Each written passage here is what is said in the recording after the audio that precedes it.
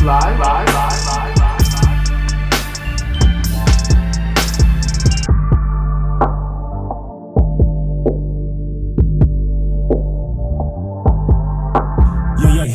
you know what time it is. None other than the BASSLINE Podcast presented by TheEvrydywknd. I'm your host as always, Capo, feeling good, feeling great. To the left of me as always is none other than my brother. What was Obama's slogan? Change? Mm-hmm. Yeah, change. Yeah, it was about change. Change gonna come. Well, whatever. Barack omit. It was good. It was good. Yeah. That was terrible. It was, but you know. It's okay. I like the shirt a lot. I do like the shirt. It's a good shirt. The whole fit is patriotic. It feels like, I got the Nationals hat on. Mm-hmm. Looking like Make America Great Again. No. To the left of him is none other than my other brother. And Montez Brainard. Lil Mush. How are you, sir? I'm doing good. Hunter Biden's biggest fan. Yeah, apparently. We just learned that. Great show. We'll talk about that later. Clean shaven Montez is Hunter Biden's biggest fan. And anybody else like Parmesan? Hey, speaking of Parmesan, let's talk about Alfredo too. That's good. That was really good. That's what I did there. There's a lot going on here with this project. So we could talk about Alfredo versus Alfredo 2. There's also the conversation that Alfredo 2 is what people thought the Clips album was going to be. I have a lot to say about Freddie Gibbs versus Currency. There are conversations about, is this the best Alchemist collab project? And is this an instant classic or not? Okay, let's start with Alfredo versus Alfredo 2. I think Alfredo 1's better. Absolutely. Okay. It's not close either. I don't think so either. I feel like this almost feels like the prequel mixtape to Alfredo. Mm-hmm. Like if you were trying to warm the people up for Alfredo, this was what you would give them. Yeah. Was he in a hungrier time? That's usually what happens. It was COVID. Oh, okay. Yeah, and this is not us saying that Alfredo 2 is a bad project by any means. No, it's cool. It's a dope project. But the original Alfredo was better. Way better. I think it's got more replay value. Mm-hmm. I think the production's a little bit better. And not to say that Alka's trash or slumming. Yeah. I think that... Bro, you can't have a song on Alfredo where you said, God made me sell crack so I got something to rap about, and expect it to be a better project as a sequel. Yeah. That's one of the hardest lines in rap. Yeah. Do you think, while it may not be as good as one, do you think it's a qualified sequel? Yeah, it's dope. I think by when we look back at rap that came out this year, it's going to be a top 10 project. Do you think it's album of the year? No. That belongs to so now when we're talking album of the year, are we talking just rap? Just rap. I think Clips might get that. I'm on the fence because I love the Clips project. Mm-hmm. But if we look at my play counts, it's absolutely Cushion Orange Juice 2. Yeah. Yeah, if his Clips are Cushion Orange Juice 2, I'm not mad at it. Well, it's been out longer. That's fair. Yeah. That's fair. But I'd say even in both projects week 1, from what I remember, I would say that I played Cushion Orange Juice 2 more. I think Cushion Orange Juice is just an easier listen, right? That's fair. And I think Cushion Orange Juice maybe came through at a more sentimental time in your life. You know, maybe you connected with it. How old were you when that happened? Banging on school desk with the pencil? Yeah. To grinding? Yeah, I mean, culturally, what Cushion Orange Juice was, like, for people who just getting into weed or already into it, but having somewhere to be playing it, like, it meant a lot to a lot of people. I can hold space for that, but I don't think that that's the entirety of the why. That project, like, really has a really good sequencing, and like, it just flows. Yeah. You don't have to turn it off. I don't remember a skip on there. There's no skips. And I went back and listened to it over the weekend, and I just was still like, this is still really good. But is it a vibe thing? Because I feel like, I mean, Wiz, that era, Currency, a lot of the things that, you know. I mean, I think I often lean into replayability for classic status, and album of the year status. And while I think the Clips album is great and immaculately executed, I will say this. After sitting with it a little bit, that Inglorious Bastards beat is trash. I do not like that beat. It's so remedial.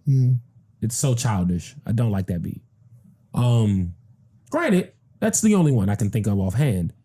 But yes, I do think that the depth of lyricism may detract from replayability.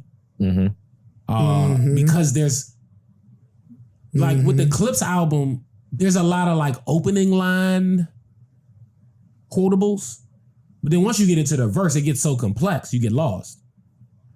But I appreciate it at the same time. Like I do think it's a really well executed project. But if the scale is like, that's real. Here we go. If the scale is on this end, replayability is Kendrick Lamar, Damn, right? And on the other end of the spectrum is Kendrick Lamar, To Pimp a Butterfly. I do think the Clips album is just past the middle point toward To Pimp a Butterfly. Okay. Not a fully concept album where it's like, all right, this was great as like a work of art, but I don't know that I need to listen to this again and again and again. Okay. No, that's fair. And whereas the Wiz album is on the other side, it's closer to Damn. And you know me, To Pimp a Butterfly might be my favorite album ever. I can only listen to that shit quarterly because there's just so much going. It's a lot of information to intake. So, based on what both of you guys said, essentially, the less complex, the more replay value. There's a great spirit. There's a tipping point in that though. But yeah, for me, yeah, it's like it can get too simple, and then I'm like, I'm never listening to that again. But it's like, and Damn isn't too simple. No, I'm not saying that. But it's like anything, right? Let's say you have tasks for the day. You're gonna always get the easy task done first, like the easier task done first. Well, at least that's how I operate. Yeah, okay. If I got 5 things to do and I know 3 things I could get done in 20 minutes, let's go ahead and knock that shit out before I have to use a lot of brain power to get these other 2 done. Okay, I think that's the difference. What's the difference? It's no brain power for me. It doesn't feel like an extra task to listen to somebody who's like crafting some shit up and with their words. It don't feel like hard work at all. But maybe because I've been doing it for a while too. So speak to replayability between the Marker albums. Those 2? Butterfly and Damn. You know what I'm saying? Are you saying what? For you. For me? Yeah. Honestly, I didn't replay much of either of them when I was off of them. Fair. I mean, this is the same guy that also told me that he's not a Freddie fan this weekend. Yeah. You think that has something to do with Kendrick? No. Oh. We were gonna get to your lack of Freddie fandom a little bit later, but since he brought it up, I understand the part about the character. I think he is kind of goofy, right? But you can't deny that this nigga raps really well. I can, actually. I was listening to Alfredo too, and I don't think it was really great rapping. I really don't. Honestly, I think he's kind of basic, almost like A$AP Rocky basic, but his schemes, it's like those tricky, fake complex schemes, like, but he's not really saying nothing. So honestly, it's very basic what he's saying. He's not a great rapper. Wow. Yeah. Interesting. Wow. Yeah. That's the last thing I would have heard you say, because I got leaned on a little bit this weekend by my good brother, Captain Slippers, because I was speaking to the disses in the album from Freddie, and specifically the diss to Currency. Now, I think it's pretty well documented. I'm a big Currency fan, right? However, I think there are some rappers that you just sound goofy dissing. I think Currency is one. I think Wiz is one. I think Devin the Dude is one. And I'm sure I could think of some more if I thought about it. But them 3 in particular, like you just sound dumb dissing these niggas. Remember when Gold Link dissed Mac Miller? Like that Also was dumb. That was dumb. And I think Mac Miller had already passed, by the way. I think too. Mac Miller we'll make that number 4. Yeah. Why are you dissing him? I might even put Action Bronson there. Like Action is saying silliness. He's not attacking you. Yeah, he's talking about taking an edible and a mushroom before going to the Knicks game, and then calling and then somebody, watching dragons come out the rim. Like he doesn't give a fuck what you talking about. and then he'll throw the John Paxton lyric. Well, we know why Ghostface had a problem. Well, yeah, that made sense. Yeah. The tonality, the chaos, I get it. Mm-hmm. But also I think it's homage more than it is like anything else. But this currency thing really bothered me, right? And so me and the captain were talking about it, and we were going back and forth about the why and like where did this stem from.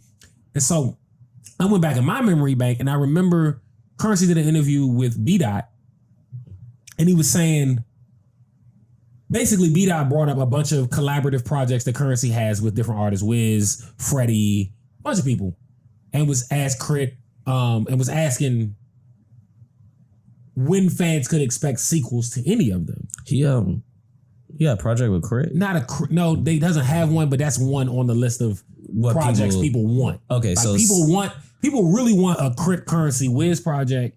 People want a sequel to How Fly. People want a sequel to Fetty. There's a few of these things out there. To be honest, well, I know I don't speak for everybody. I don't want a sequel to Fetty. I don't either. I think it's perfect the way it is. I don't think we need don't mess with it.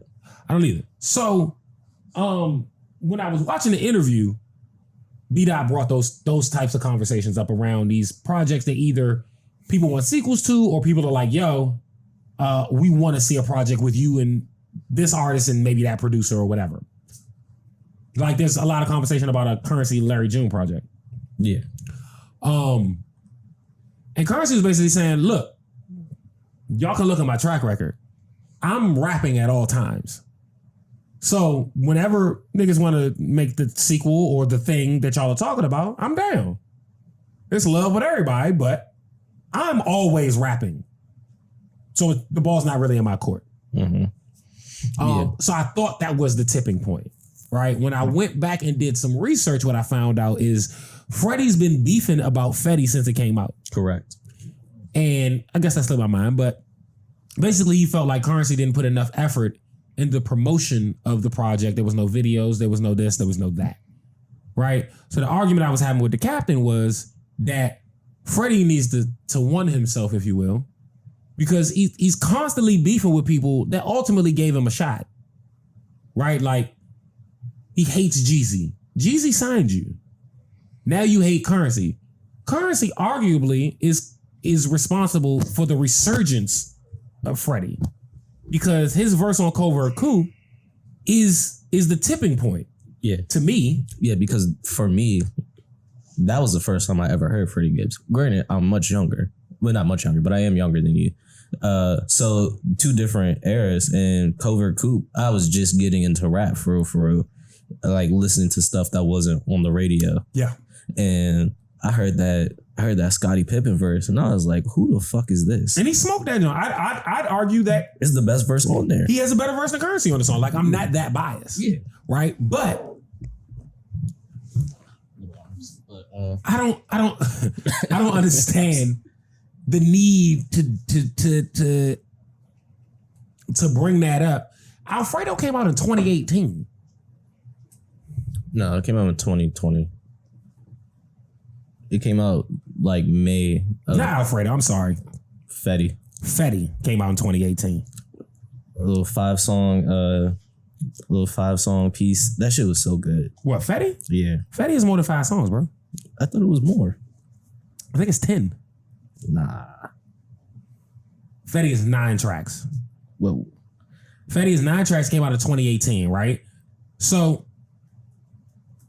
Alfredo is, like you said, 2020, I believe. Mm-hmm. Wait a minute. Let me double check that. Yeah, because obviously Don't I'm play wrong. it. Well, Buster, don't say that. Nope. Yeah, Alfredo is 2020. It came out in May, right? Does it say?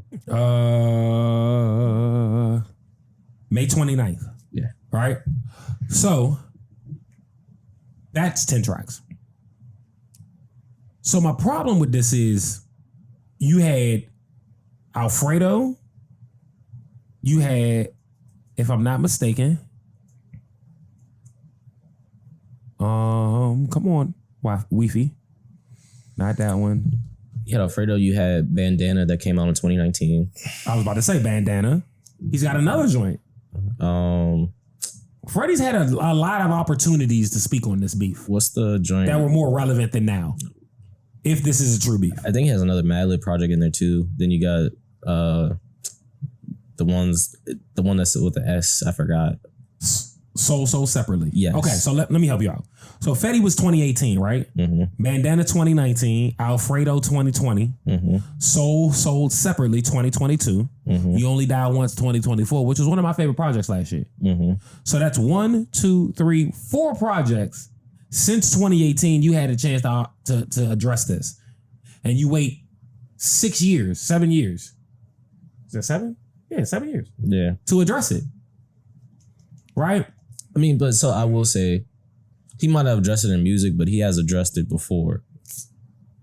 Bro, all this shit is goofy, bro. I do agree. I think it's goofy, bro. I really do. Like, I don't understand the need to do that. I don't understand beefing with a nigga that ultimately lifted you up, and the connection with Al comes from this. Yeah, I think he got a good team or something though, Freddie Gibbs, because somehow I hear about this nigga, but never from real people. Well, so Except for Freddie today. Gibbs is very accepted in white hip hop culture, Okay, and I think that's where he wins. He likes white women. okay. He likes white women that want to be black and are shaped like black women and often have bald heads, like Amber Rose and that other porn star girl. The one who had his baby. He had a baby with that junk? Yeah, What's her name? I don't know her What's name. that little slut name? don't do that. That's terrible. Calling her a slut? Don't do Yeah, that. don't do that. I've met her. No She's need- a slut. No She need, was a slut when you met her. no need for name calling though. It's not a name call. Some women take pride in being sluts. I don't know. And if I think she she's did. one of them. Oh, okay, I never Yeah, met she her. did have a. Did she have a Wait a threesome? minute. So I can't call a porn star a slut in 2025? You do what you want. I was just protecting a single mom. I wasn't calling her a slut because she's a single mom. I know. I just know she's a single mom, so I was just trying to. That protect girl's her. a slut because she put herself in the middle of the beef with Freddie Gibbs and Benny. No.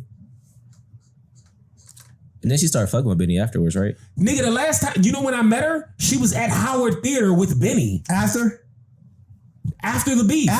Oh, she got beat up. She Oh. got beat up at the fucking place with him, that is shorty. I forgot. bro. Then there's another video of her sitting on the edge of the bed doing a video, and some dude come up and fucking her head like this and just wiggle it around, and she just giggles. She's a slut, and Like it's a, okay. We love sluts. Like a sluts are necessary. like a gift ship. That's the mother of his Like a child, gift man. Yeah, he put her in neutral. That's the mother of his child. But yeah, The mother of your child that is is shorty. a cue ball. Because I met her when I met Benny when he did Tequila Talk. I do remember this now. What'd you think about your favorite rapper bending over and showing his butthole on FaceTime? It's not our favorite rapper. Who said that? Who am I talking about? I don't know, but mine Freddie hasn't Gibbs. done that. Oh, that happened before the Gibbs? Yeah. He showed his butthole? Yeah. Oh, that's too much. Shorty said he liked to get his ass Bitch ate. knew it, didn't tell nobody. And this information came out years ago, though. But this is what I'm saying. This goes back to what we said Sir. earlier. Goofy. Goofy. You are wifing Caucasian sluts And showing your butthole. and having babies with them and showing your asshole.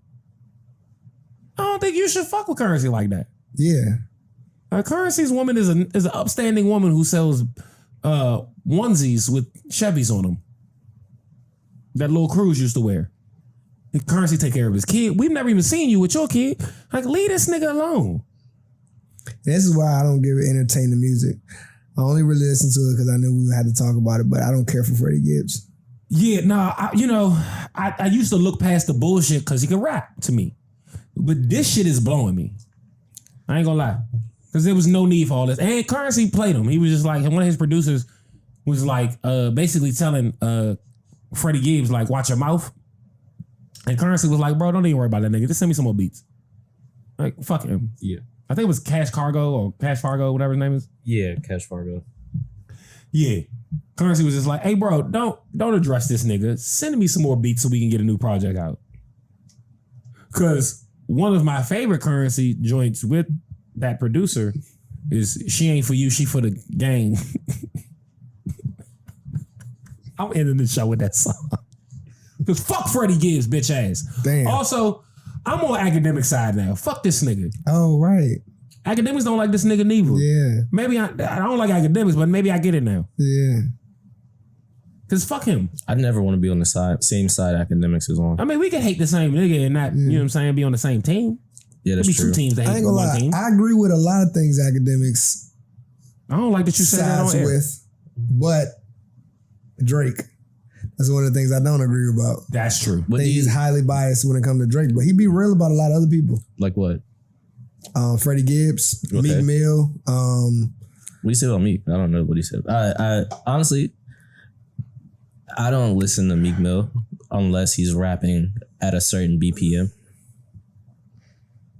So I don't really. What's that BPM? Is it like What's Free or is it like Dreams and Nightmares the second half? It's intro. Nah, it's It's intro for sure. no, it's not. It's Yes, it is. it's like it's the 5 a.m. in Philly, like that kind of slower. Oh, when he won Drake. Yeah. Okay, got it. Hold on. I had more for y'all about this topic. That was it. Is this the best Alchemist produced project? No. You said that so definitively. What is it? To me, it's Fantasy Island. Tell people what that is, just so we educate. Fantasy Island is an EP with The Alchemist and Jay Worthy and London Drugs. Do you think that's the best production or the best project? There's two different questions. Two very different questions.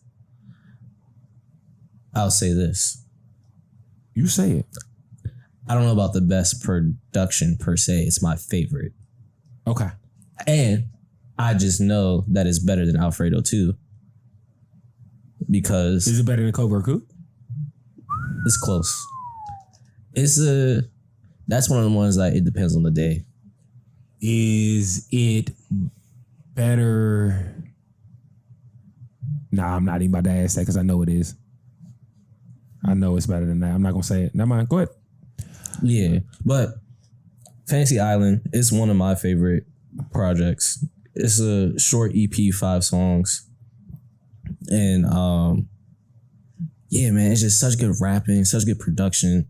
Sequencing is so good. I mean, like, it's just a 10 across the board. Like, there's nothing wrong with that project. Like, there's no way you can make it better. Like, I even feel like if there were more songs on there, it would kind of ruin it.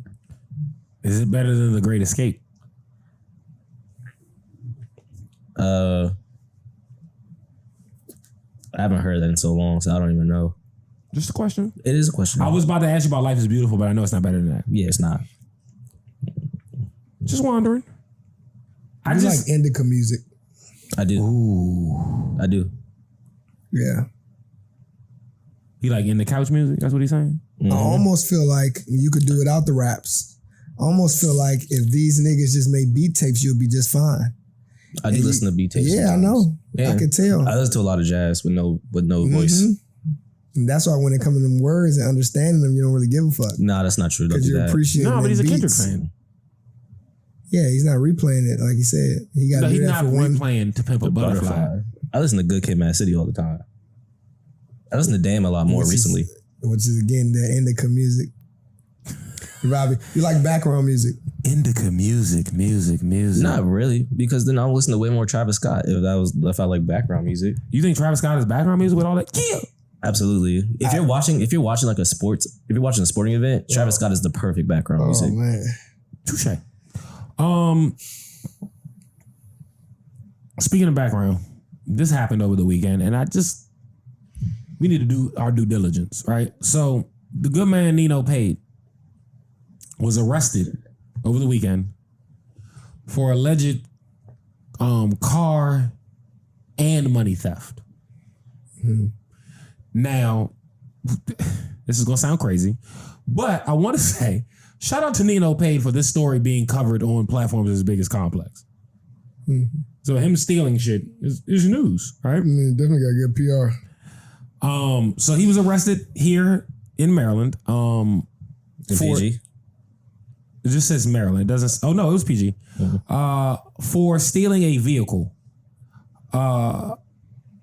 So the charge was unlawful taking of a vehicle and theft of $25,000 to $100,000. We don't know the exact amount. God damn. I don't think it's real. Oh, is that the price of the car? No, No, just it's real cash. money. Yeah. This is cash. Okay. I think So it's cap. this was on Friday. So while That we has were to at the be. Nas concert, Nino Paid was getting locked up. Now, he was released on his own reconnaissance and is doing court on September 26th. Not guilty. But I need more information. here's the thing. He spent 18 months in a youth detention center for stealing cars. So this is his thing. In a youth detention center. Yeah, but you act like Nino Paid is 40. But it's almost a decade ago. He's 23. Oh, He could have okay. been in a youth detention center at 16. That's true. 17. Half a decade. Yeah. What I don't understand is how an artist that has his cachet and is being featured in Complex's Artists to Watch feels the need to steal a car. Sometimes you get that itch. That's why I don't believe it. That's why I think it's Also, not I'd guilty. love to know what kind of car it was. Why would, Also, he didn't have a shirt on and he had on lavender pants. bro, he just came back to Maryland and stole a car, bro. That's insanely stupid. And I think it speaks to the problem we have, that I specifically have, with the DMV only supporting street rap, is that these are all short runs. You know what I'm saying? Like, all of these niggas be hot, niggas is fucking with them, Go and to then they do jail. some stupid shit like this, Yeah. and then it's dead. Yeah. Like, this feels like Trell all over again. Yeah. Hopefully he didn't do that shit. Nah, I think he did this shit. Wasn't there a rapper that like shot somebody in Tyson's corner? Yeah. Yes, No No Savage. Idiot. But like, why the fuck would you do Well, he was under attack. I was about to say. Oh. It's a little different. He was under attack. So I'm not 100% mad at him. And What I'm more that's his upset with instinct, too. is, why is No Savage in Tyson's one dolo?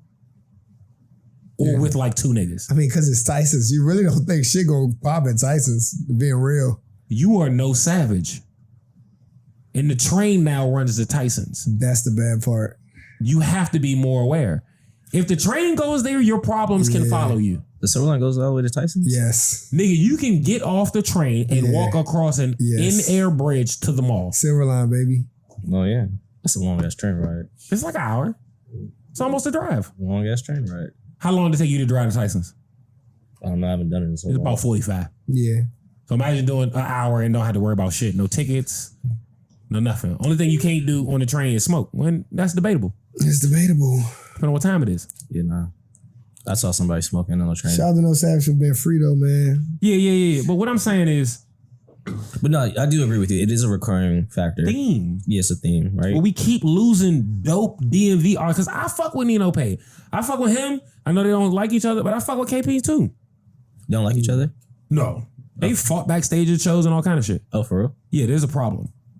But I like both of these cats. I like KP a lot. I think both of them are doing something different for young cats in the DMV rap scene. Yeah. And I don't need you in jail because you're doing things a lot more appropriately than a lot of people have. Yeah, Facts. KP is actually moving correctly. And That's my beef. and he's actually gotten so much better at rapping. Because when he first started, I did not like that nigga's music at all. Yeah. I mean, But then like I heard like a few songs last year and I was like, oh, he's actually working on his craft. He's improving. So let me ask you this. Where is the line, right, between allowing talent to flourish and holding it accountable? Because I feel like that's the problem we have in the DMV is we want our artists that we want to get behind as a collective, and I'm not saying this about me specifically, but as the community, we want them to have a level of street validity, but we also want them to be smarter than stealing a car when they've got some clout out here. I think the street validity part is really just standing on business, bro. It's not even about like just doing reckless things. It's really like people not viewing you as a hoe. That's it. I would agree to that. But yeah. And then another thing too is I don't really listen to a lot of the quote unquote street rappers. Yeah. Mm-hmm. So I don't know. Because like I don't look to hold them accountable because I'm not looking for them, right? So well, I guess I'm aware because it's the main nationally represented brand from the DMV. Like we don't represent the more like artistic or backpack rappy artists well nationally. yeah, correct. And even though we're not getting better at it. It's just, but it's so wild to think of, right? Because all the people that make it, we've had this conversation before, right? But all the people that make it out of here aren't street rap. Yeah, like look at Rico. Premo just did a nationwide tour. IDK. Logic. Yeah, that's because it was a lag Manny on the Wells, that's history. not rap though, right? Who? Manny Wells, that's not rap. No, he's a singer. But still, It's been a lag on the history, bro. Go-go music. It's been a lag for a long time. Nobody even thought to consider rap. Once they figured out the closest barrier to entry is street rap. You can't just start off rapping like Wale. That's why we having this influx of rappers who doing the street rap. All of the people, sans Glizzy and Trell, everybody that's made it ain't street rap. Yeah, they just figured it out though. Street just figured out how to do it. This is the first time where it's ever going viral for several different acts from several different places in street environments are getting any attention at all. For the last couple years. So what I'm asking you, I guess, then is why not lean into what has been working? It's harder. That's what I just said. It's harder to make music like that, bro. It's much easier to do the shit. I guess I'm not speaking from an artist perspective. I'm speaking from a fandom perspective. Oh, why not push the stuff that's more has readily depth? available? Yeah, it has more because depth. it doesn't have as much replay value and we don't want to listen to the words. You heard it. I don't think that's true. I think That there's a is middle true. ground. I think there's a middle ground. It's easy, bro. not everybody is making super Because complex I don't think albums. this free call music has replay value at all. So yeah, probably not to you. But Premo, No. The other people don't have to think about it. No. Let's not do that. The kids. Because I'm in these venues. fuck the kids. They don't even I'm pay running for shit. these shows. Well, that's what's running up the views. Fuck views. I'm talking about ticket sales. We didn't say that till just now. So okay. I'm talking now about let's start a ticket album sales. sales. I'm talking about real revenue, not streaming Bro, numbers. if you got real ops, you cannot go to a venue where you're on the flyer. You're gonna get shot at. This is another big problem with these niggas. It's hard to have any trajectory because every time you're in danger. Right. So why are we so invested in their artistry? Who is? You not?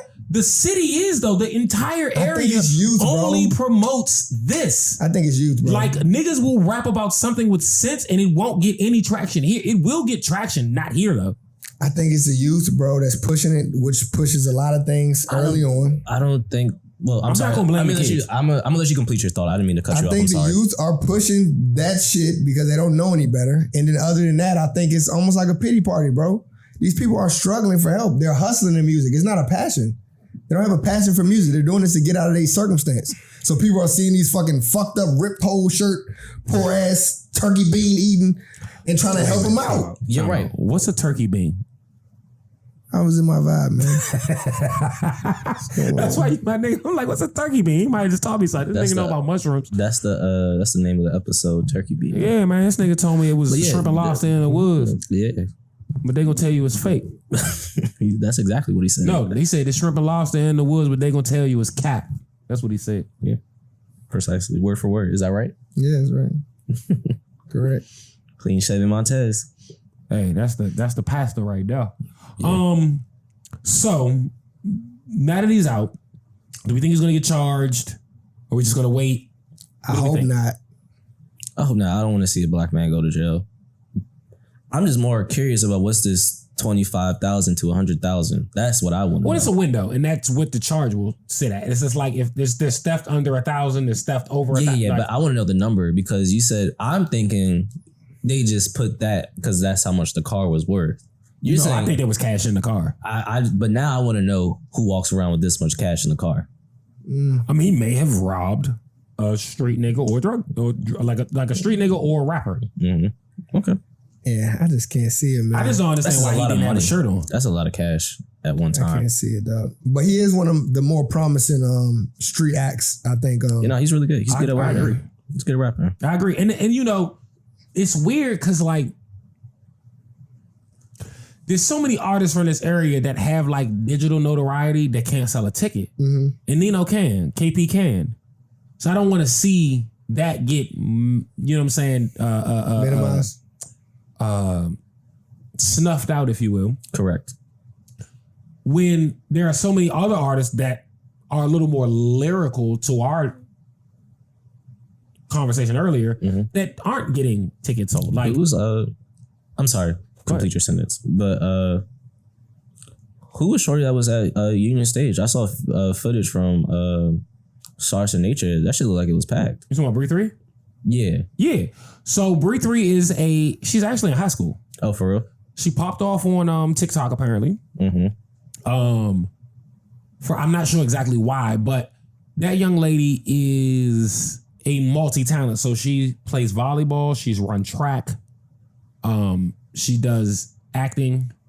She does dance. Obviously, she makes music. So she's just one of those kids. And, you know, the difference from our era to now is like the internet is really a thing. And so the kids that were multi-talented like that get seen more than we did. Correct. So respect to her. She sold motherfucking Union Stage out and spanked that bitch. Look lit. But I wouldn't call her a street rapper. No, I wouldn't say she is either. I was just asking because I had no idea. Without putting, you know, names instead of shit in it. Her father is an established young man as well. He's a little older than me in nature, but I don't want to say too much and put him on the spotlight. Yeah, but she has parents that are supporting her dreams. That's what we're going to say. Supporting her dreams, care, and are involved. Correct. So there's the balancing act of that. Yes. And she's gone to a couple high schools, all of those things, right? Dope show. She killed that motherfucker. Had trials for dancers and the whole nine. But do I think the entirety of the scene is looking at her? No, I don't even think it's 25 down. I think it's like 21 and down that knows about Bree 3. Also, she played volleyball. Like my daughter knows her from volleyball. Like it's a bunch of shit. I can't put her in the same conversation as Nino and KP. Oh yeah, no, I'm not trying to put her in the same conversation. Okay. I was just saying that I kind of figured, because I did hear like one song because Open Gym promoted it. I was like, who is this person? Right? Got it. And so I was like, okay, different sound. Not for me at all, but there's a market here somewhere, right? And so now that I know the market is the youth, it makes a lot of sense. Yeah. That was with the Good Man Peace too. So that was gang. Wait a minute. Did I have any more questions for y'all about Nino? I think we did a good analysis. I think we did it. All right. I think with that being said, it should be about that time. What y'all think? Sure. You don't even know what that time is. Is it half a bar? It is. If I can get the sounds, the drops up. And maybe I can. Yeah. So for the first half a bar, I wanted to talk to you. Actually, let's swap it. Okay. Let's do order of operations here. So let's start with Nasir. So Tim and I and my woman. Oh, that conversation was before the show. Okay. Yeah. I was like, what? Tim and I went to Philadelphia and we went to see Illmatic performed by Nas with the Philadelphia Orchestra. It was at the Man, which is inside of the Fairmont Hill Park.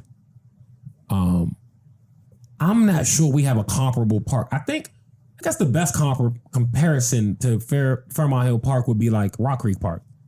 It's a really big park that's a part of the city, and it's got streets that run through it, and a venue inside of it.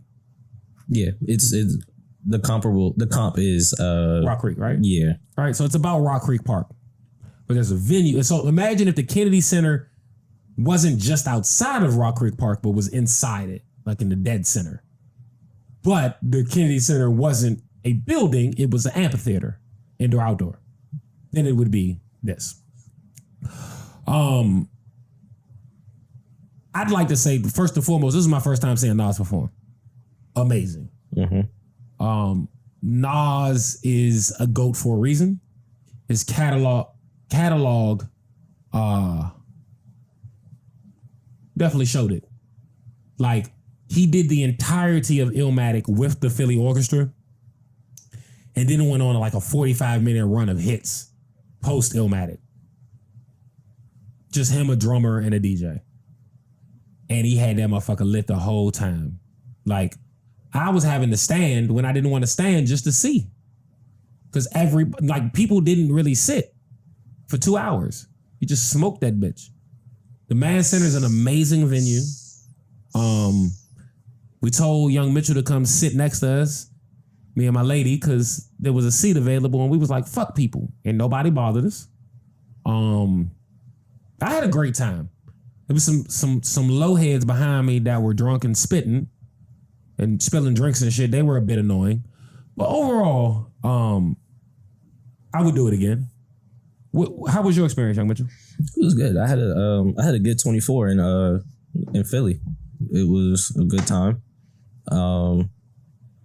Yeah, it was a great performance. I have seen Nas before, but Where'd you see Nas? It was at Jiffy Lube. He was on tour with Lauryn Hill. Oh, okay. Yeah, I actually went with the nice young lady. Nah, with Candy. Well, she was a nice young lady too. Candy Andy and the Flip Flopper.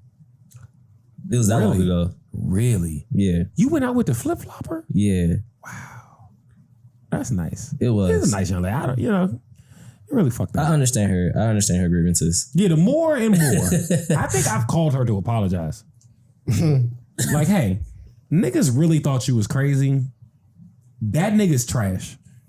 She's like, yeah.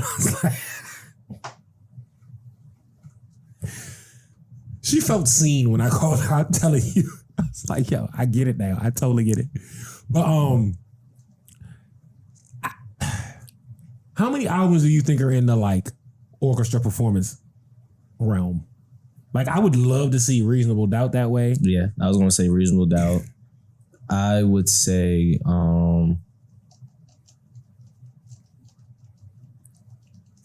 Currency has a couple. I would do Pilot Talk with an orchestra. To Pimp a Butterfly, Good Kid, Mad City. I would like to see with an orchestra.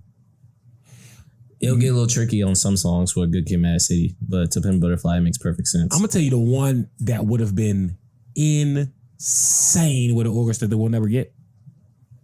Victory Lap. Yeah, because we saw Victory Lap with a live band. Nigga, I needed a chair just to absorb what was happening. Like it was taking me over. Like I needed to sit. I didn't need to be responsible for my legs. It was such a good performance. So I would have loved to see that with the orchestra. Trying to think. I ain't gonna lie. I would love to see probably a Aquemini.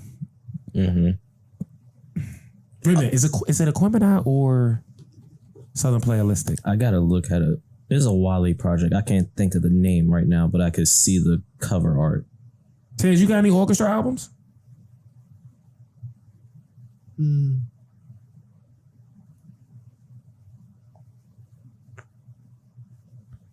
Nah, that's not it. Which album is yeah, Aquemini? Because Aquemini has Rosa Parks, Aquemini. It has the Art of Storytelling 1 and 2, Spodio Di Dopalicious. That's the one. I think Ambition by Wale would be good with an orchestra. I'm not mad at that one. Not mad at that one. Yeah, I don't know, man. You don't know? That's terrible. I feel like a lot of albums would sound good with the orchestra, honestly. I think I'd give Kanye's first 3 album any of those he wanted to do. That's a good call. Tyler Creator with Flower Boy would be a good one. Yeah. You know what else? The Chronic. Mm-hmm. With an orchestra. I love 6 set of keys. I'm about what? That shit would go crazy. I love the Chronic. Yeah, that wasn't on it. That was on a different. That was a movie sound. I'm thinking about Deep Cover with an orchestra, but that wasn't on that album. Deep Cover was a soundtrack track. What is this? Now you got me thinking. I wish I would have been prepared for this question. What West Side Gun project would you like to see with an orchestra? It's got to be early. It's got to be some Derringer shit. It's either for me. I would love to fuck the West Side. I'd like to see the only Griselda project with an orchestra. Yeah, I'm gonna go Mick Jenkins, The Waters. Ooh, that's a good one. Waters would be. All right, Tez one. Let's move on. God damn, Tez, that was the one. That's why I asked you, nigga.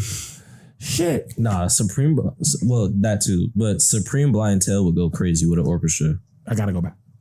Just to play some tracks, but yeah, you might be right too. You had quite the weekend. You also saw Premo Rice live at the Howard Theater. Yeah, that was a great show. It was a really great show. Speaking of live music, he had Foots and Coles back on. I saw that. Their whole band. Yeah, dope performance, dope show. It was packed, but it wasn't packed like Glorilla. You was like shoulder to shoulder, like you had room to like vibe.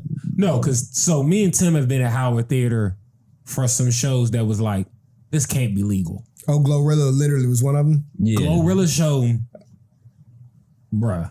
You couldn't move in there. Glow show was crazy. Currency. Dom. It wasn't as crazy. If we talking about comparable to Glow, I'm gonna say Glow, Juvenile and Manny Fresh. Both times. Fresh off of the Tiny Desk. Bananas. The Jeezy anniversary joint. I don't think you came to that joint. Stupid. Dom was up there, but it has to go below those. Yeah, for sure. Because even both Juvenile joints. Stupid in that joint. We couldn't. The second Juvenile one got real fans, man. The second one I couldn't even see. Bro, the Juvenile shows were so bad. Yeah, some niggas was just like, all right, well, I'm here. Because they was like, I give up on trying to see. Larry was good. Larry was packed. Larry when he not this last stop because he was at the Fillmore, but the last one time he did it at Howard. Dog. I gave up. I just stood by the bar and listened. Yeah. And the thing is, like, there is somewhere else I could take you, but the problem is niggas would follow us and then it would be 30 niggas where they shouldn't be. Correct. So like there is somewhere else I could have taken Tim and been like, hey, we can watch the show from here. And nobody would have known. Like I've watched shows from the 5th floor of Howard backstage. I can't take everybody to do that. I can't take 12 niggas with me to do that. But yet, like, them shows in particular was insane. But shout out to Premo bringing out Foots and Coles as his house band. I saw some footage of them rehearsing, and I thought it was really dope. And shout out to Foots and Coles just being staples in the DMV scene forever. Forever. Do you think that this was the most DMV show by a DMV artist in the last like 5 to 7 years? I would say yes. I don't have any other comparable things. I don't even think I could put a Wale and Friends show better than that.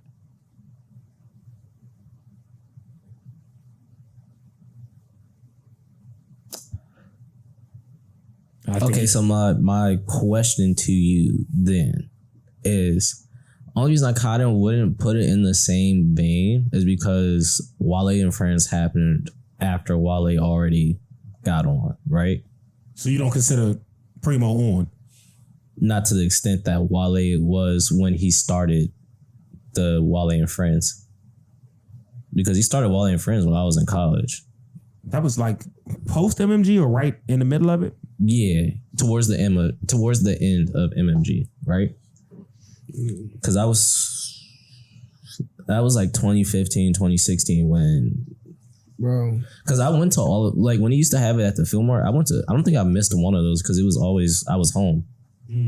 Because it was always it was always New Year's Day, not New Year's Eve. Like you would go out New Year's Eve and then the next day would be the show. Show. It would kick the year off. Mm-hmm. Bro, I didn't even know Premo was from here. Really? Yes. Okay. And I think I found out about Premo way later than most he's been around. Because I feel like at the time when I found out about it, it's like he's the most known unknown. It's not a bad place to be. It's not. It's a great place to be, honestly. But like, I appreciated him as an artist. I think it just blew my mind that I didn't know. You know, as much as I call Premo Diet Larry June. Dying? Diet. Oh, diet. It's like, you know, with saccharin. Yeah. Yeah.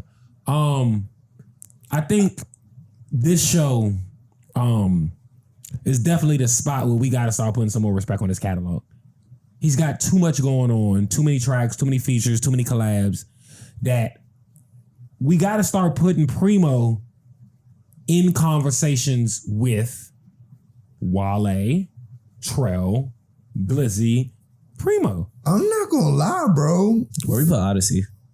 From what I heard from Premo, bro. From that. Okay, got you. I feel like I'm more interested in what he has to say than Larry, bro. Like, I don't know if it's a regional thing. You know what I'm saying? It's something that I'm connecting to for that reason. But like when I'm more interested in hearing him than I am Larry. I'm not mad at you. Man. I mean, Shout out to it's pretty similar content, like subject matter, right? It's just the slang may lean your way. Yeah. But yeah, man, shout out to Premo at Howard Theater. It was a great show. Who was his DJ? Was it Marauder? I think Bundy was DJing, but Marauder did a set too. Okay. Shout out to everybody, man. You know, even the openers were dope. I was mad. Who's opening? I think so. One, I forgot his name, but he was dope. I walked in like mid set, and so like he still was cranking. You had some complications at the door. I don't know what that was about. They pissed me off a little bit. Yeah, it was. I was in the middle of shit, and then I was just like, all right, I got it. Yeah, this is what I'm about to do. Yeah, you seen I called the big dog to come get you. Mm-hmm. I was like, fuck this. I'm not doing none of that. Yeah, you showed me who was at the door. I was like, fuck all of them. I got it. Because no.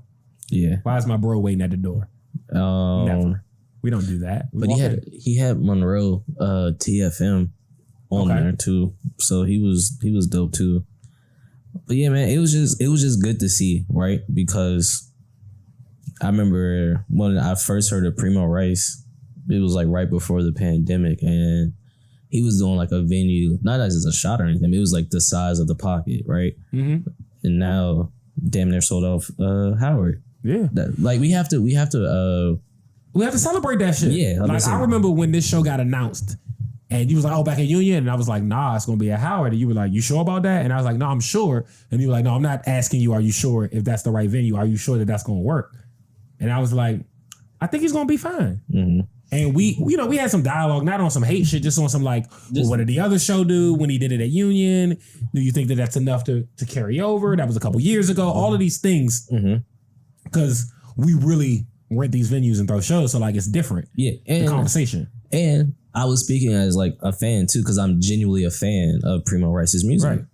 And so, he's a cool dude, a good individual. Yeah, I'm happy to see him fill up Howard Theater. Like that's fire. Yeah.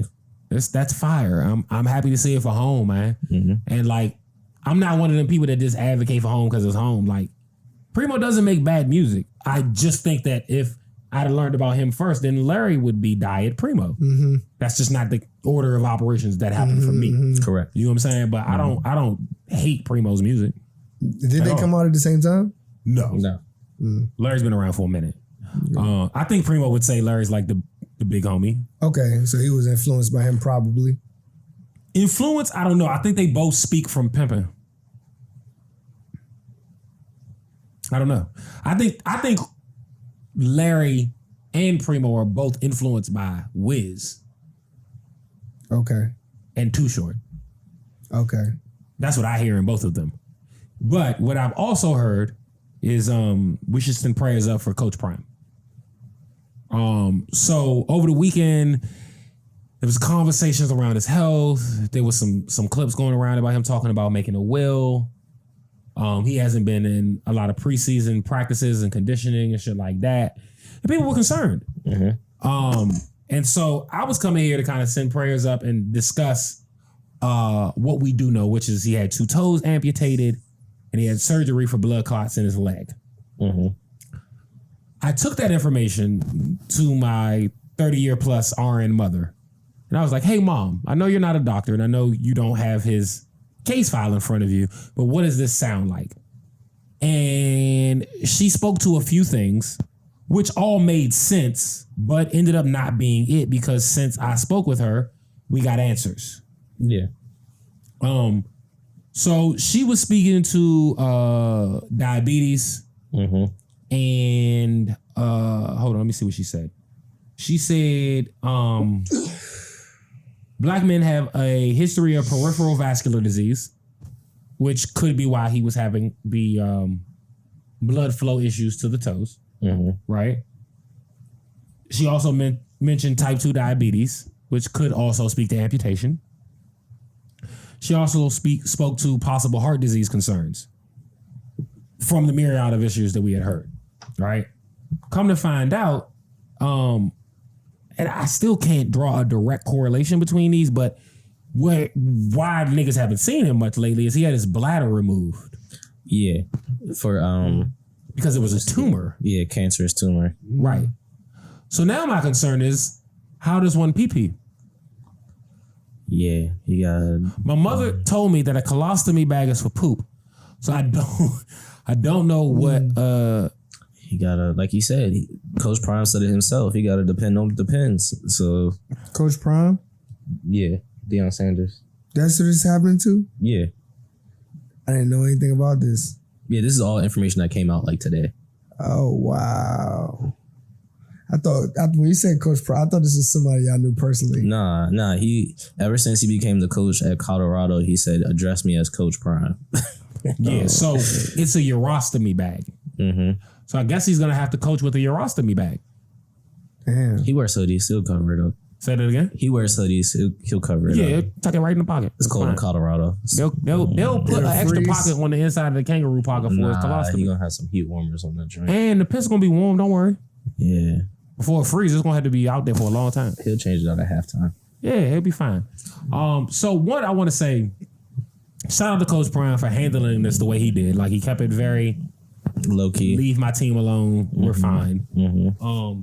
Handle this business, and he's about to get back to it. But also, black men, go to the doctor, please. Yeah, man. Not that he wasn't, but let's continue that trend. Because I don't want to see niggas like Prime. You know what I'm saying? Like not there. Yeah. Do we think he needs to take the season off, or is he okay? Nah. The bladder's gone. Yeah, it was. I think the worst is behind him with that situation, because if the bladder's gone, the cancer can't come back, right? In that specific area. Well, yeah, but could cancer have a resurgence? Yes. Yeah. So, but he said that what I read is that he got rid of the bladder because the resurgence the resurgence rate in the bladder is so much higher than anywhere else. So he was like, all right, let's just go ahead and get rid of it. Got it. Is it off season right now? Yeah, but the season's they're queuing up. The season going to preseason start. Training and shit is starting. Yeah, season going to start the first week of September. Man, fuck that shit. Fuck what? The pee-pee? No. Like the urostomy bag. Fuck the team. Go get right. You know you saying take the season off? I think he's right. I don't think he's not coaching. Like he's not about to start coaching tomorrow, right? Oh, okay. But like he's gonna have like some preseason. He don't got to be there type shit. Nah. Oh, okay. So yeah, I think by like week, and like you got to remember in college football, like it's not like the pros where like, all right, you get to it week 1. Like in college, you're gonna play like lesser teams to rev up to get to when you get to conference play. That's true. So yeah. Okay. Last but certainly not least. Well, not last. Do you have anything for sports? Yeah. Okay, so then I'm gonna switch these topics. And we're gonna go. Actually, fuck that topic. Let's go half a bar. Let's go sports section. Okay. So my one sports section topic is Marcus Morris was arrested over the weekend. Mm-hmm. Everybody's going to jail. He was arrested for a casino debt. And when I looked into it, the minimum that you can get arrested for a casino debt is $1,200. And I think it was in Florida. I think it was in Miami. Oh, so he was at the Hard Rock. Got you. Right. So I hate that I know that. But one, I think this is corny. He got arrested at the airport with his family on travel while, you know what I'm saying, NBA vet and ESPN analyst, like special guest analyst. I don't think if it was $1,200, he ain't got it. But I do think that this measure was extreme based on his profile. And it feels like targeted, but it also feels like when we used to have the hip hop police and they would press you out for shit that like normal Americans wouldn't get pressed out about. But because you're a rapper, they're giving you a hard time. I don't think this was that. Like, I think they could have sent him an email like, hey, forgot about this bill. Can you pay it? And he would have paid it. Yeah. And especially when there's whole accounts on social media where niggas have hundreds of thousands of dollars lines of credit with the casino. That's what I'm saying. So, I'm not saying it was $1,200 because the number hasn't been disclosed, but like, it didn't have to be handled this way at the airport. I don't think so. Yeah, I don't think you needed to embarrass that man. I don't think you need to pull up on that man like that. I think a message could have been sent. I don't even think y'all was looking for him that hard. I think y'all just flagged him on some corny shit. Yeah. And I think that's bad business. I think he should expose the casino. And he's out on his own reconnaissance too. Go ahead, Tez. Say some contrarian shit. No, well, I laugh because I had seen something on the dark web in Russia. They have videos of. I like that you think the internet is sequestered to a region of the dealers and the addicts fighting, and at you can bet on it. Okay. Oh, speaking of fighting, I watched Sinners this weekend. Have y'all seen Sinners? Yeah. You saw it. Yeah. I have. You have. I have seen it. We never talked about it on air though, right? Because we all hadn't seen it. So yeah, and I watched it, which I thought was I watched it like 3 months after it came out, and so I thought everybody had seen it, and so it just died down. No, fair. And it popped up on HBO this weekend. Yeah, it's on HBO. So that was your first time watching it? Yeah. I'm not gonna lie. The first time we watched it, I fell asleep. It wasn't the movie's fault. Yeah, late. Well, we had brunch with Tim, which started with like cocktails and food, and then we ended with Citywide. Me and my girl, and Tim left to get on the train. And we had bourbon before we even left the crib. And we drank before we left, right? And then when we left the restaurant, me and my lady went home and then went over to the neighbor's house and sat on their deck and played spades and drank more. And we switched liquors. We went to tequila and we were drinking margaritas and shit. I smoked a blunt. Ooh. Then we ordered a pizza and went home and we ate the pizza and was watching the movie. And don't tell my girl, even though she watches this broadcast, but we ordered a whole pizza, right? When we woke up in the morning, there were 2 slices left. Now, my girl said she only had 2, which means my fat ass was going in. Mm-hmm. And then I fell asleep because I was full, high, and happy. And then we rewatched it yesterday. It's a really good movie. Yeah, I think, well, I know you did yourself a disservice by not seeing it in theaters. I did want to see it in theaters, and time just wouldn't allow it. Yeah. Because I wasn't about to go to the movies dolo. Like, I wanted to go with my girl. I went dolo. It was How fun. did you see it? Why you ain't take me with you, sweetie? It was a Monday at like 1:00. I found out there was a movie theater right by my crib. I didn't know that. Where? You seen it standard, like full screen, regular? Yeah, full screen. Okay, because they showed it like 3 different ways. Yeah, Rhode Island? Nah, Landmark. Right by 930 Club. Oh yeah, hell yeah! I didn't know that was there. I thought they showed like more indie films. And That's shit. what I thought too. I didn't know they had like a real like national films. Okay, yeah. dope. I thought they just show like small films or like something that you would see on like the Sundance channel or some shit like that. Got you. And I was like, oh. And then Toomey told me, like, no, that's a regular movie theater.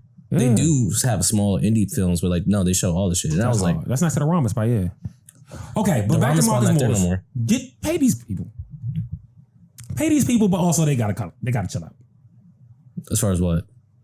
Marcus Morris. Oh, yeah. He needs to pay them people, but also they gotta chill out. I was gonna say, I thought the niggas from Center got paid, but I'm pretty sure they got some money. Yeah. But what else did you have in half a bar for the sports section? I went to my first tennis match. You did. I'm gonna let you talk about that, but I got a piss, so I'm not gonna make it. Okay, got you. Yeah, I went to my first tennis match, like professional tennis match this week. Who were the professionals?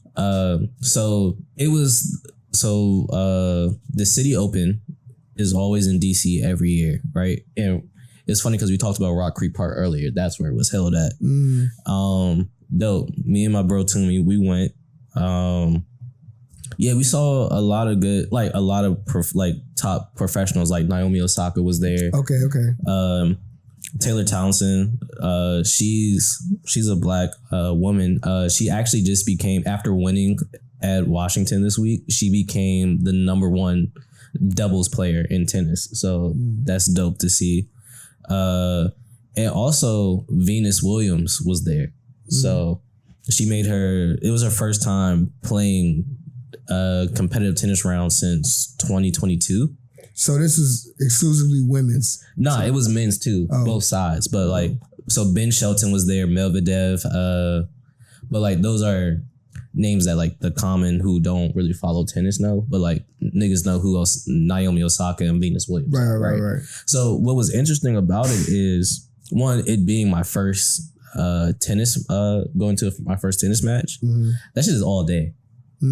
Like we got there at 12:30.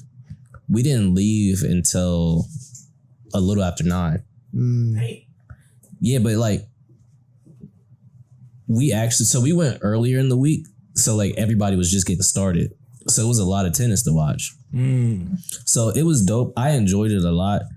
Only thing I will say, I wish there was like a little more stuff to do outside of just watching tennis, since you're just there all day.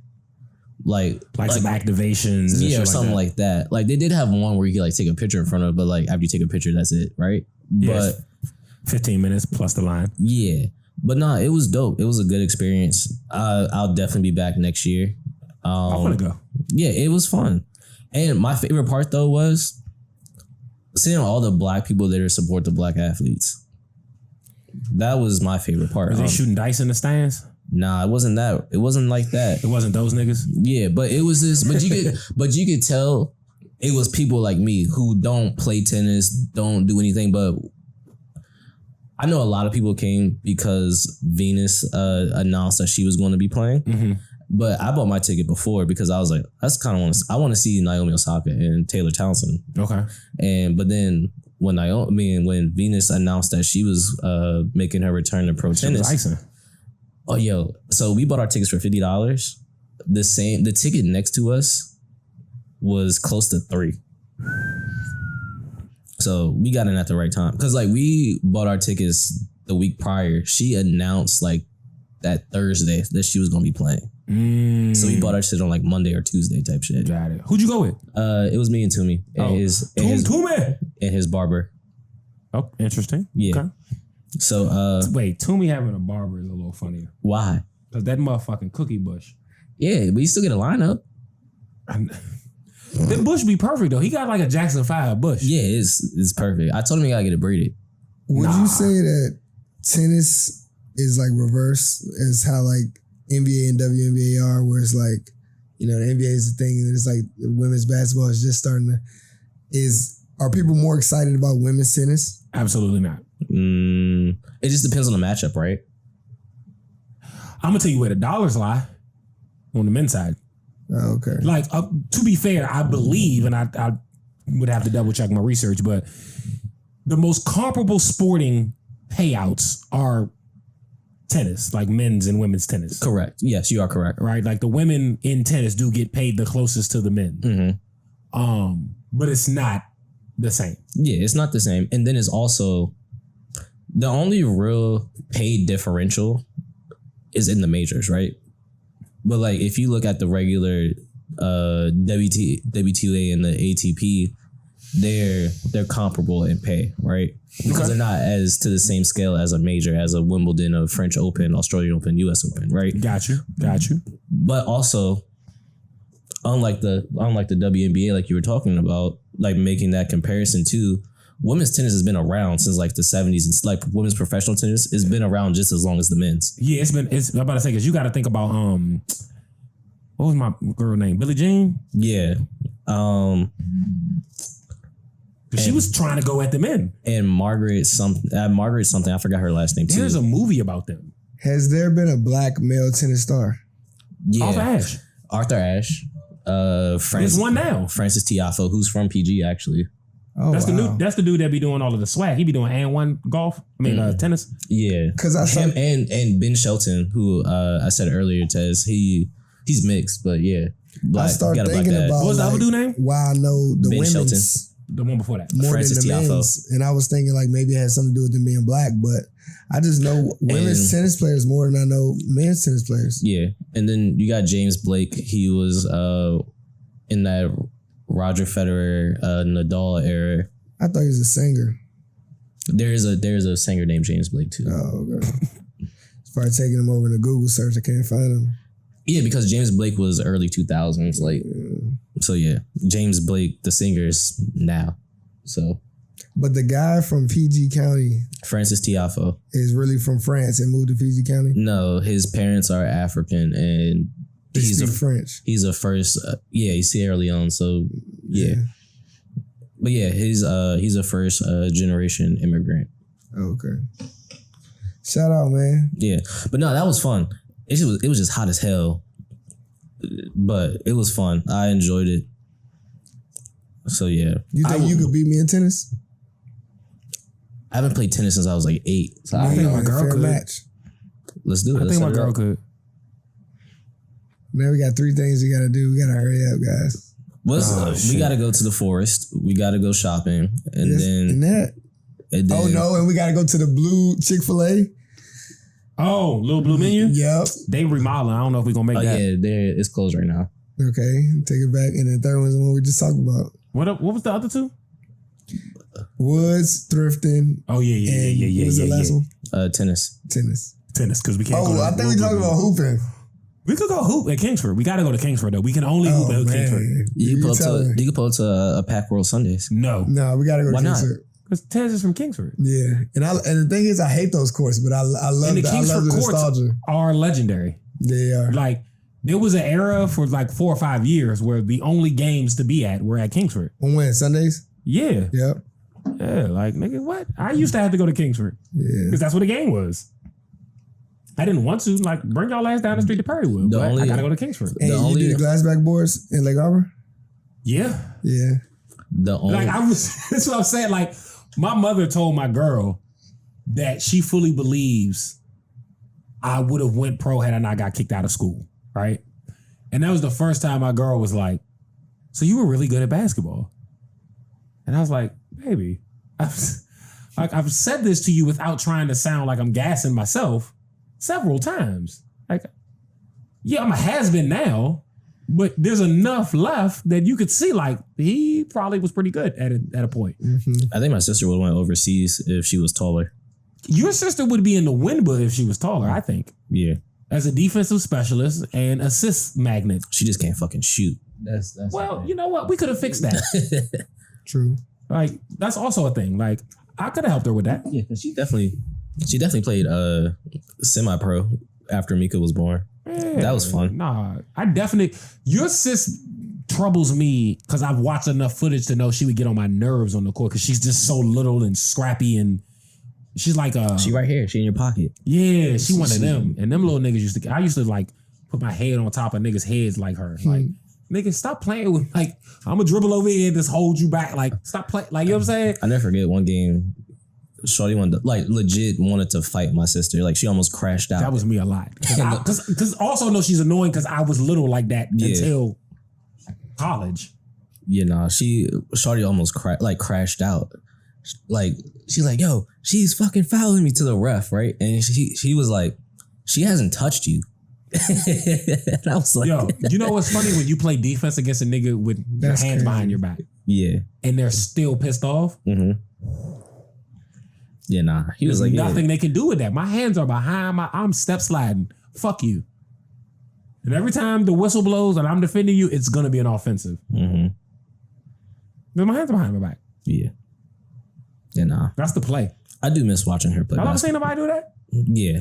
She's done it before. I seen my sister do it before. I feel like I haven't. Or you do this. You just step slide. You don't. My hands are right here. You can see them. I'm not touching them. I'm step sliding, and I'm on your ass. I do miss watching my sister play basketball. Nah, sis used to get it in. I ain't gonna lie. We might got a little squad here at Hurt Locker Studios. Like between Nature, me, we're recruiting sis. Mm-hmm. Sweezo. Tez. Tez is not no slouch. And then Nature got two brothers. And I'll come off the bench and just... Yeah, you can... My stats don't show... Me and you will swap out. My stats don't show up on the stat sheet. But you go get the loose ball, you know what I'm saying? Great inbounds passes. Man, what? Random rebound. A steal. Shoot the gap. I can see that. I got hustled. That's what I'm saying. The intangibles, as my coach used to call it. My best ability is my availability. Yeah, the intangibles. You said because you have anger? My best ability is my availability. Oh, nah, he angry too though. But I get angry on the golf course though. Can you hit that shot that I sent you?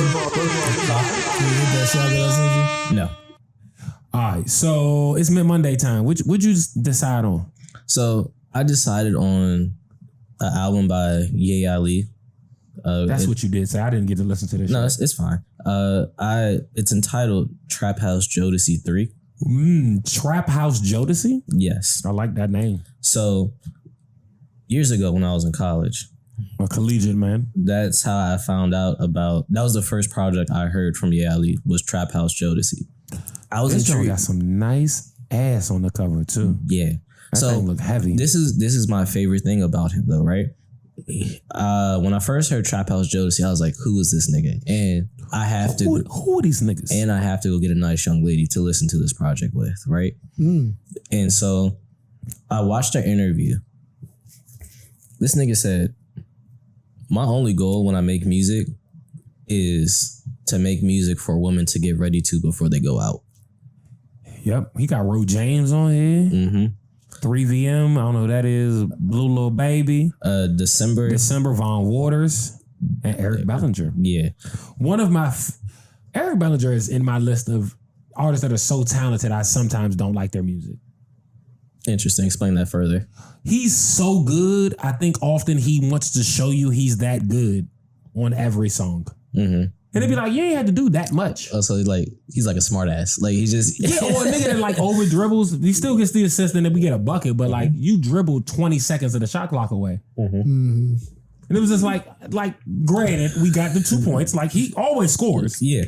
But it's like, did we have to do all that to get 2 points? Yeah, no. That'd be my thought.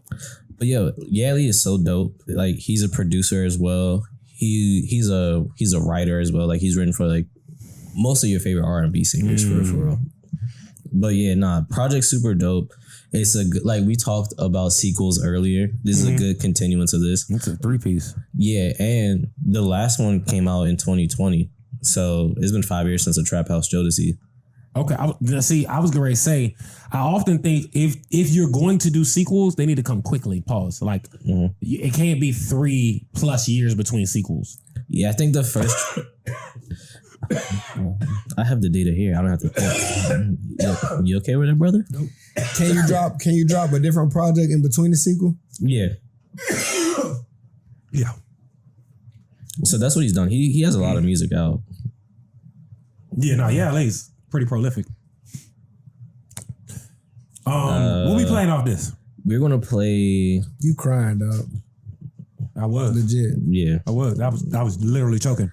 We're gonna play track 10. Think of You. You said track 10? Yeah. Let's get right to it.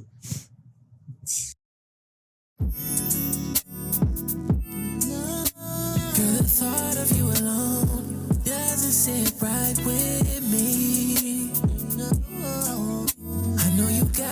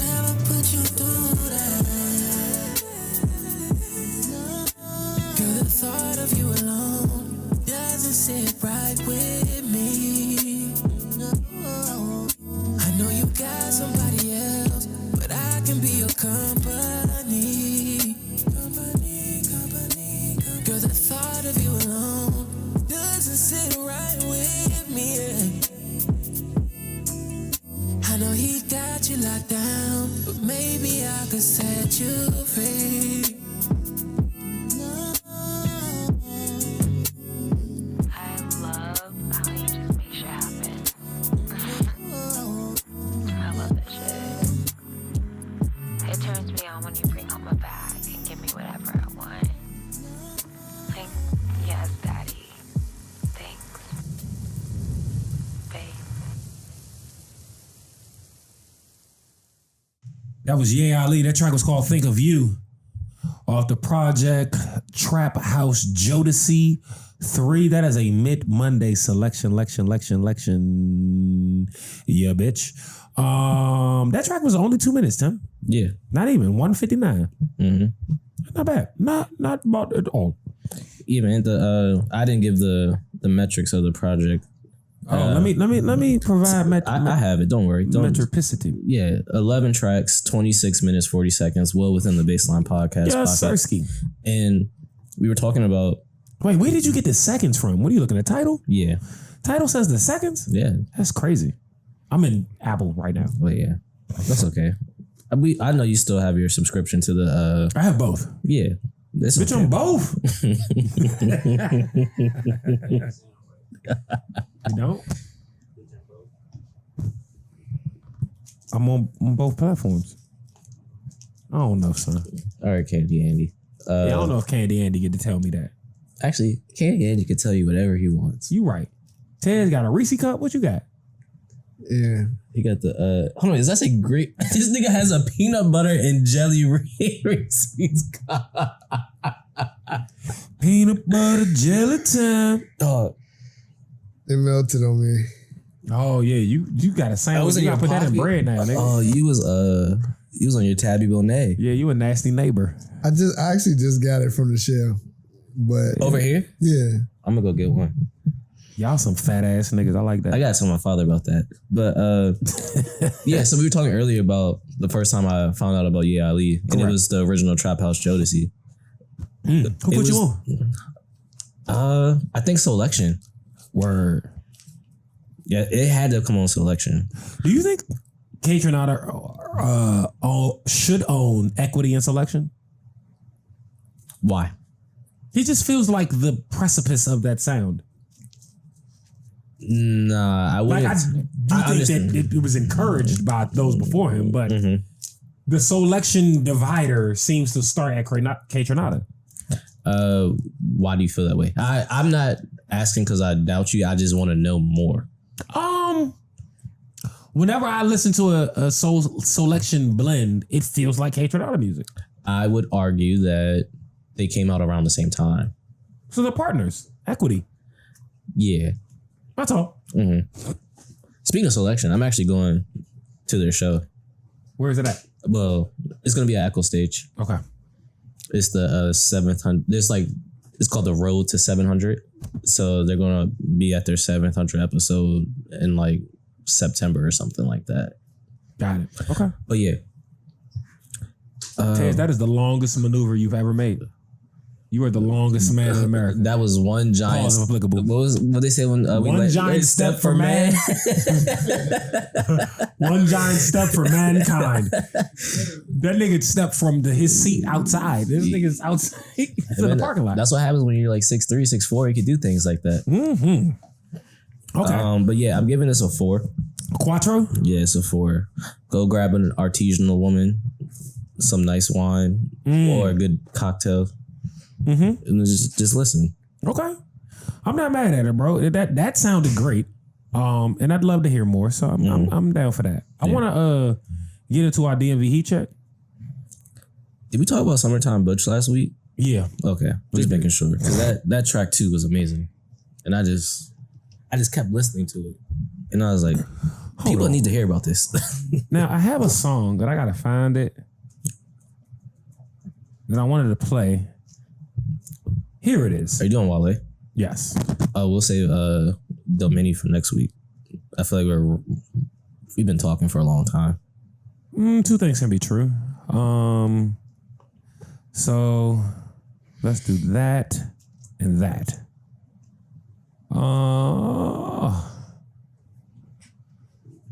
Okay. So the song is on the tube. Let's get to it. Wale featuring Push a T. And I'm not sure if this is Wale's song or Damage Control song. I don't know who Damage Control is. But we're going to play it right about now. I think this track is called Legend in My Hood. Niggas know what I'm about, really my freedom and not a billion. Niggas that hold money, just some kind of God deity, just wanna be God really. But look, that God in me ain't shook. You guys atheists, maybe they blasphemy, of course. I'm passionate, I never been ass kissing. Of course I play backseat for the cause. Now I'm Lewis Hamilton, no, I'm doing laps on them folks. Ain't too attached to them folks. You want a problem? No problem, let's do some damage control. Hey. Let it go. I'm back like I was never gone. We came up with them crack babies. We now down from fentanyl. 1425. My math came from the go-go. My rap came from the culture. My rap came from the go-do. I'm blessed. I'm favored. Olua, I'm grateful. Just know it's somebody snake me out. Don Cannon on the beat. Let's go. Yeah. Don't do a lot of that famous shit. I just fuck up the bands like Martin on Tommy Davis and jump. Yeah. I go to Vegas for lunch. Skate around the city like it's Usher Raymond performance. Ain't no way to resolve it. I ain't taking no help. You niggas always been chancing me. I'm taking they bout. Look, hold up. Everybody say they love you, but don't know you. Everybody with $1 never dolo. Everybody outside now, ain't it? Summertime make the heart grow colder. Yup, frozen. Yup, shoulder, steez. Frozen. Yup, colder. Yup, shoulder, steez. I'm the truth and the proof, the dealer in the coupe, the off-catalog watch buyer from the stoop. That became legend, operation from my youth. All I hear is birds, that's just words in the booth. The realest bird man, I just cock-a-doodle-doo. Doorstep, I get it right through. Money talk, the wrist is light blue. Sugar Hill sweet shit is feeling type 2. Bruised egos, man, you niggas might sue. New Jack Ninos, telling on the crew. Past and the future, nigga, what am I to glue? The realest nigga in it, tell me what am I to do? Wrist in a pot, this is something like a stew. Heard he got shot as he show up on the news. Podcast interviews, I am not amused. Kingpin push, I am not to be confused. You gotta rap. First of all, we live.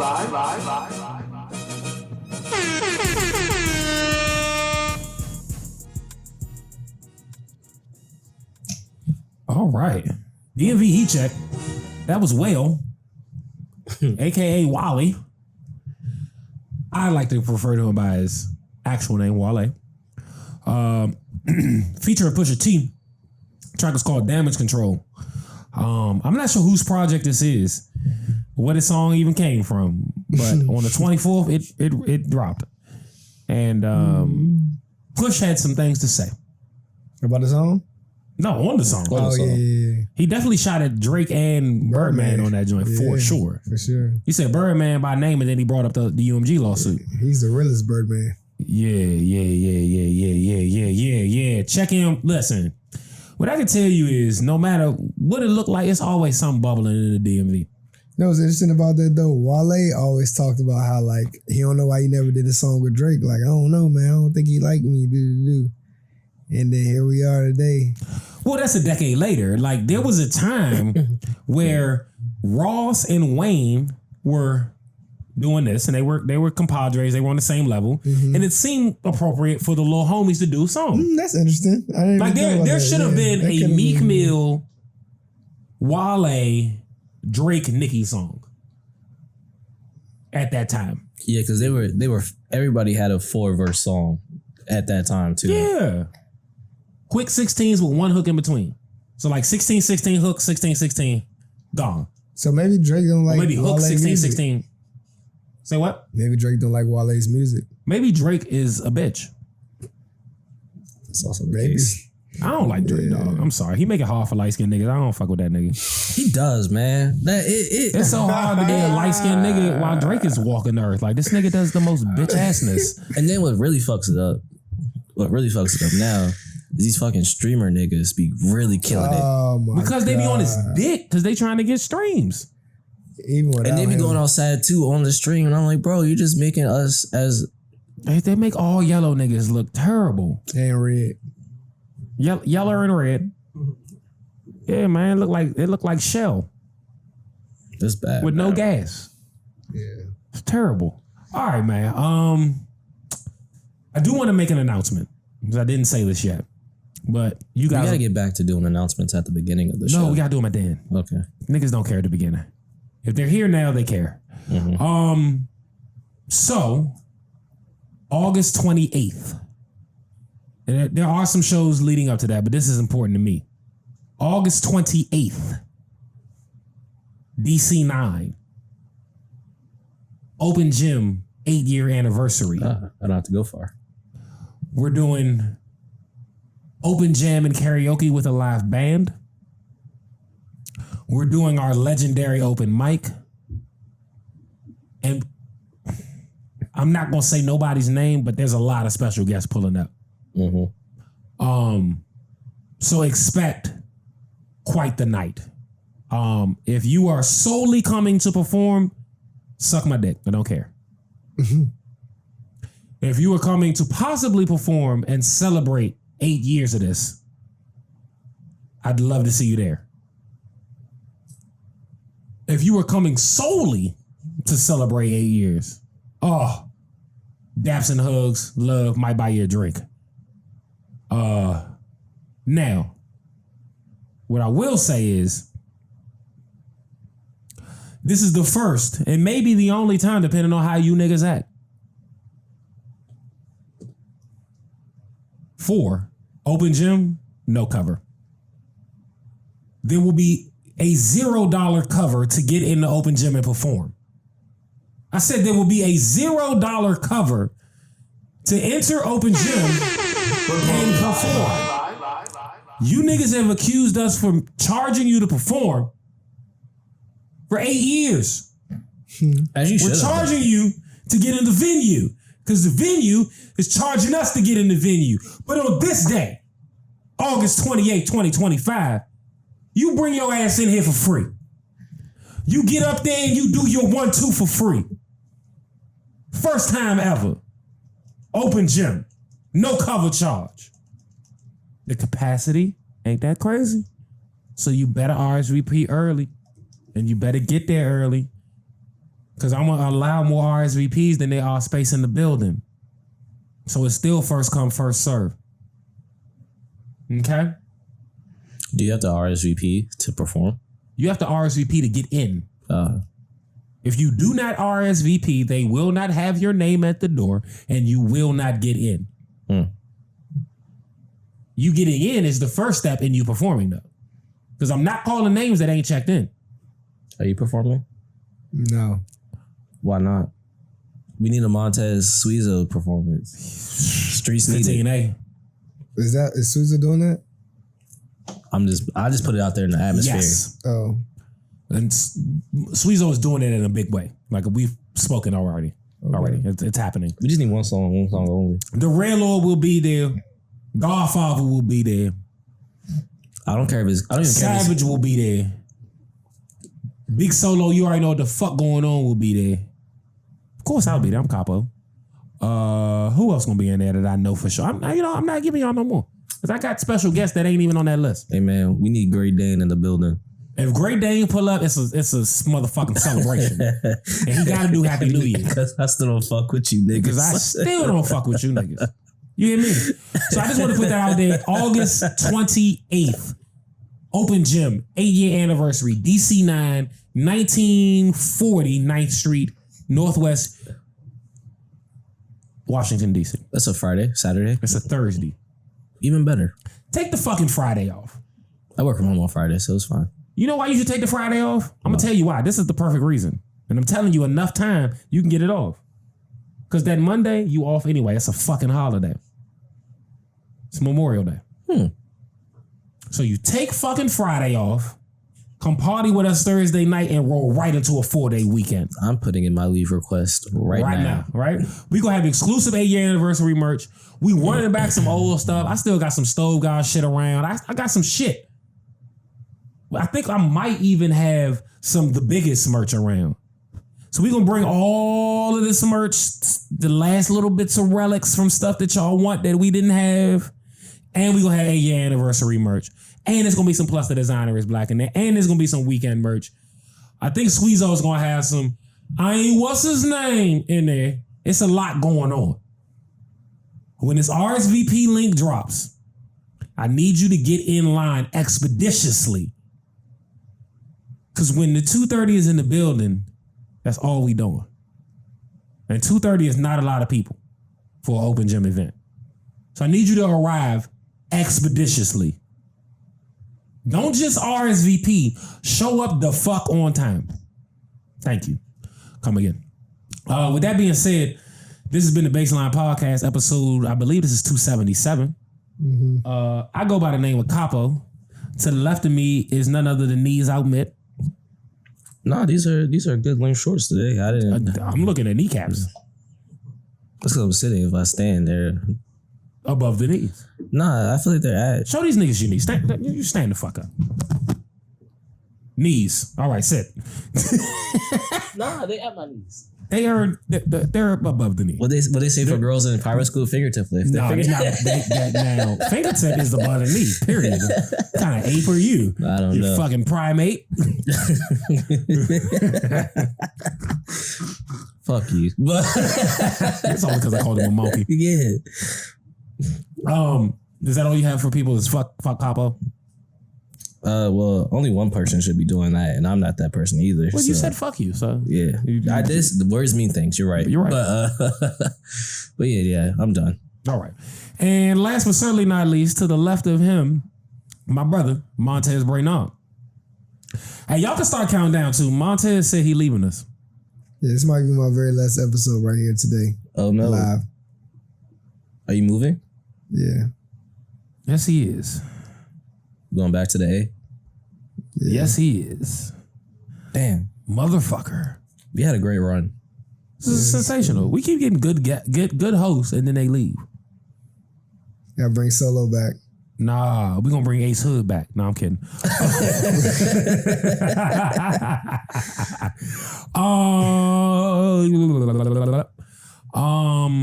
Damn, now I'm sad, man. I didn't even fuck.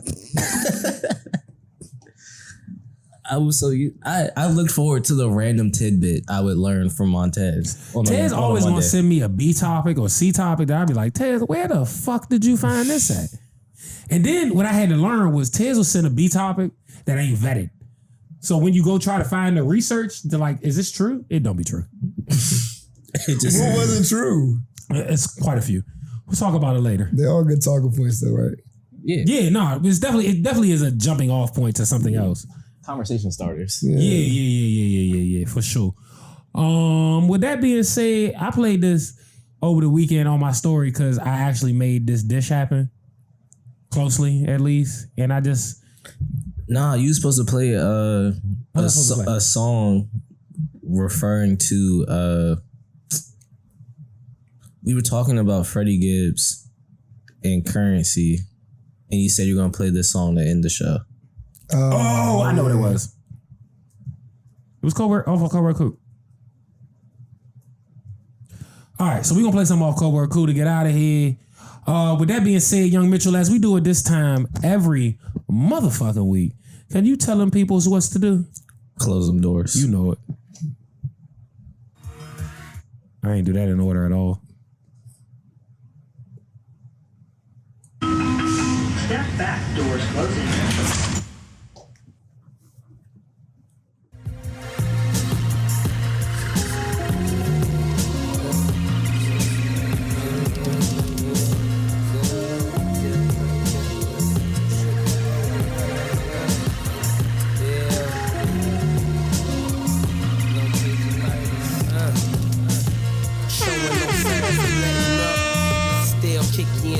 Like I think you on the verge of getting up. No mercy, Cobra Kai, Cobra Commander. Deadly venom, spitting niggas, just a salamander. I'm living a life.